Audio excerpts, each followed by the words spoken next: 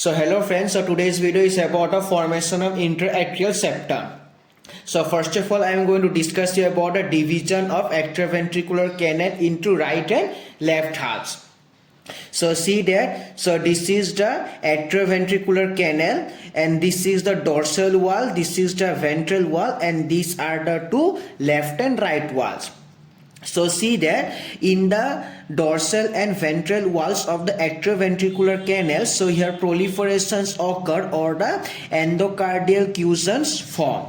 Now see that the two endocardial fusions, they are moving towards each other, and as a result you can notice that the two endocardial fusions or the two proliferated structures do fuse with each other. As a result, fused endocardial fusion is formed, and that fused endocardial fusion which is formed is known as septum intermedium. So all these portions I've written that two proliferations or endocardial fusions appear on the ventral and dorsal walls of AV canal. Finally, the two endocardial fusions fuse with each other, and this leads to the formation of septum intermedium.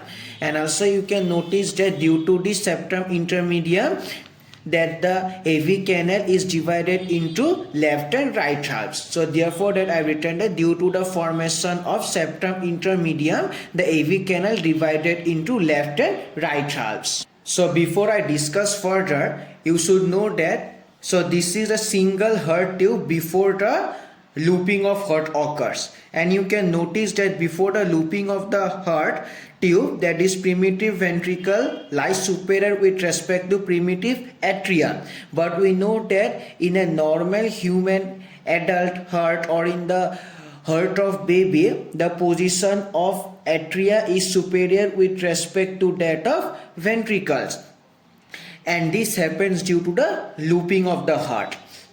Now here see that I have shown you the looping process of heart. So this is a looping of heart, and now further development of the interatrial septum will be done in the structure that is formed after a looping of the heart has been done.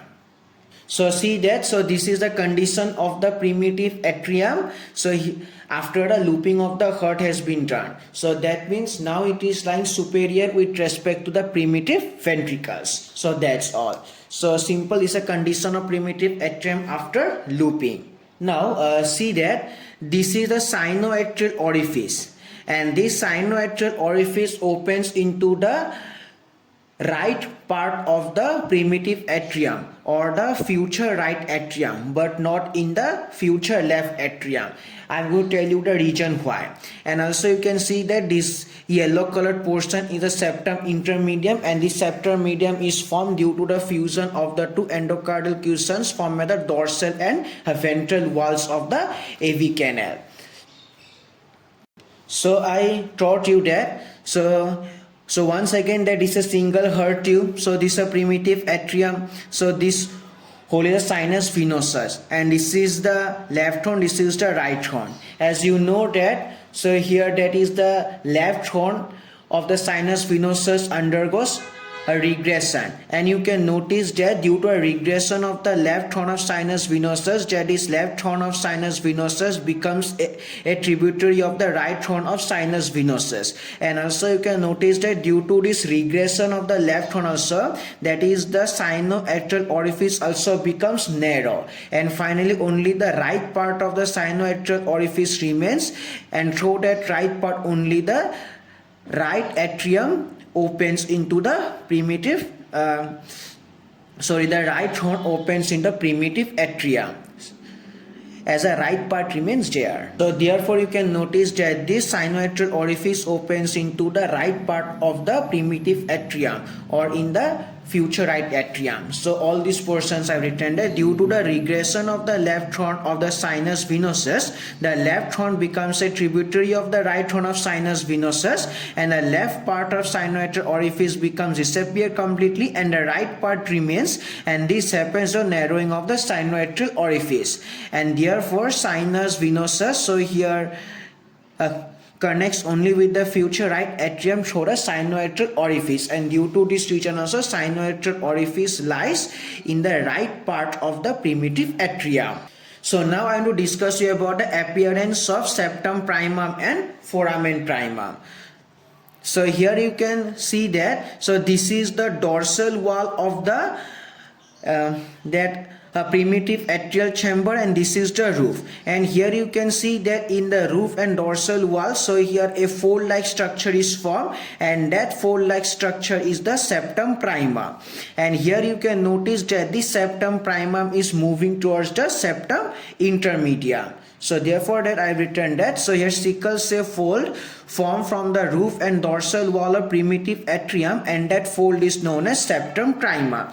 And here, yes, you can also see that the septum primum is located left side with respect to the sinoatrial orifice also. So therefore I have written that septum primum appears on the left side of the sinoatrial orifice, and you can also notice that the septum primum is moving towards the septum intermedium.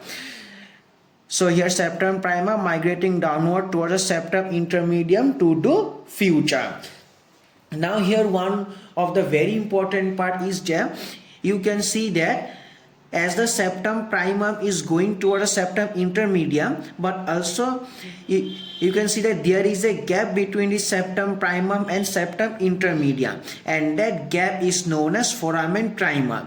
And the importance of this foramen primum you will have to study basically during the fetal circulation. But now the most important significance of this foramen primum is that to allow the blood flow from the right primitive atrium to the left primitive atrium during the fetal circulation. So first of all I am going to show the definition of a foramen primum and then its significance. So simply it is the gap between the septum primum and septum intermedium before the fusion occurs. So therefore that I have written that the gap between the septum primum and the septum intermedium before the fusion of the septum primum and intermedium occurs, and that gap is known as septum primum. And also you can see that this is the significance that through this foramen primum. So here blood flow occurs from primitive right atrium to primitive left atrium during the fetal circulation.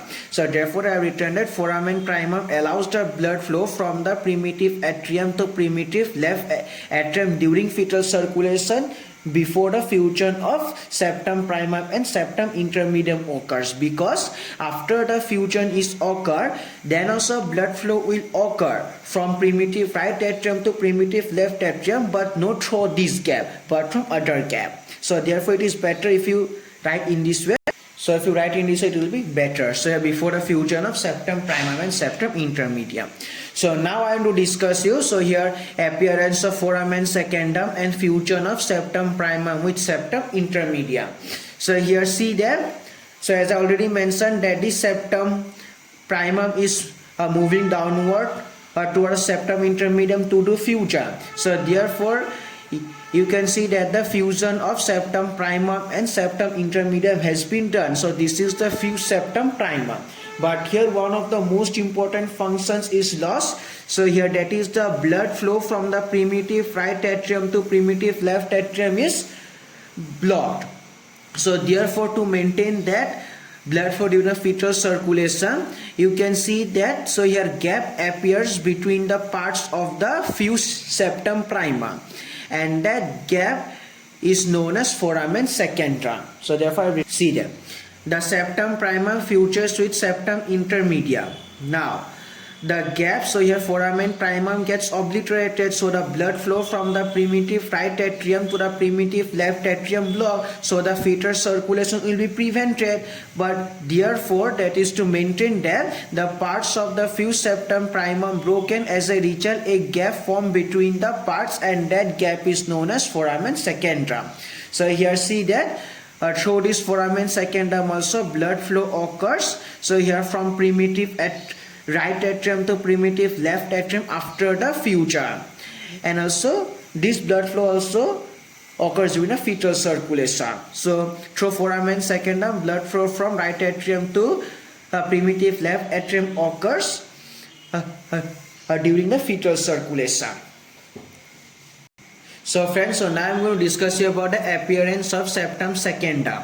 So here see that this is the right atrial chamber. So over the dorsal wall of the right atrial chamber or over the roof, you can see that another fold-like structure grows, that is septum secundum. And also you can notice that is septum secundum, so here moving downward towards the upper free edge of the septum primum. So therefore I have written that from the roof of the primitive right atrial chamber another fold grows, and that fold is known as septum secundum. And you can see that this septum secundum, so here migrates downwards towards the upper free edge of septum primum.